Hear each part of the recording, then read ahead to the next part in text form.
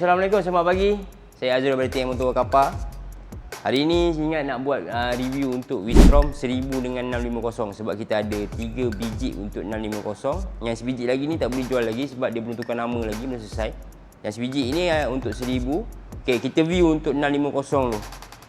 Ish, ni motor apa ni? Oh, Escape. Okey, kita alihkan kejap. Model Escape ni baru masuk sebab saya nak review untuk 650 Wistrom. Untuk yang model ni, Wistrom tahun 2022, register tahun 2023, mileage baru 25k. Boleh masuk full loan. Bulanan 690 selama 84 bulan. Dengan harga jualan 34,800. Didatangkan juga dengan fully box, top box dengan side box, brand shot. Ada air horn, orang lama dah pasang, siap. Ada spotlight kiri dan kanan daripada brand Motorwolf. Ada crash bar. Didatangkan juga dengan player ni untuk cinggir kot, mungkin brand cinggir kot ni. Yang cinggir ni lah. Jangan sampai cinggir ni menjadi batu sempadan untuk menghalang bakat kita. Kan? Kan? Okey. Terror tak terror. Terror tak terror. Terror tak terror. Yang tak terror ni pasal cinggir ya. Cigi, bukan cinggir, cigi. Kita langkau ke sebelah, yang ni tak boleh review lagi. Okey, yang ni tahun 2022, mileage baru 36k. Boleh masuk loan kredit, full loan.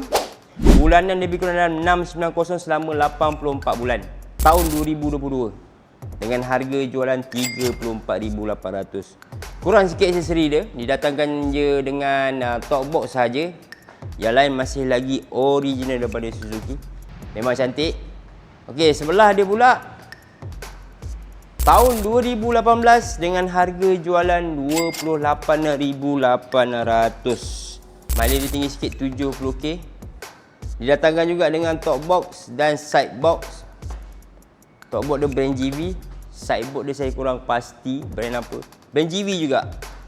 Okay, didatangkan juga dengan spotlight kiri dan kanan dengan crash bar dengan harga jualan 28,800. Memang cantik, tapi mileage tinggi sikit, 70k.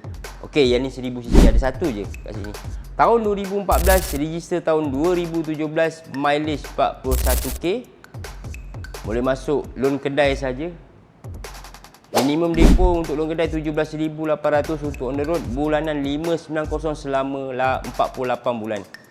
Yang ni harga jualan dia 33,800. Motor yang saya review ni semua, kita ada macam-macam method. Loan kedai kita ada, loan kredit Aeon, Chalice, PSNC, Paksen. Kita ada untuk credit card, EasyPay. Okey, kalau korang berminat untuk model-model yang saya sebut tadi, Wistrom 650 dengan 1000cc, boleh PM saya, DM saya, direct dengan saya ataupun sistem yang lain. Kalau mencari model lain, kita ada juga Versys 650, V3, V2. Kita ada Tracer V1 dengan V3. Dan kita ada juga yang paling mahal dekat sini, BMW. Kita ada satu GSA, satu lagi model RS. Apa brand pun, Yamaha ke, Kawasaki ke, Suzuki ke, QJ ke, projek saya. Saya Azrul daripada TM Motor Kapal. Beli motor, cari motor, jual motor, cari di TM Motor Kapal HQ. Jumpa lagi pada sesi yang akan datang, InsyaAllah. Semoga kita diberi kesempatan yang lain pula. Assalamualaikum, jumpa lagi. Bye-bye.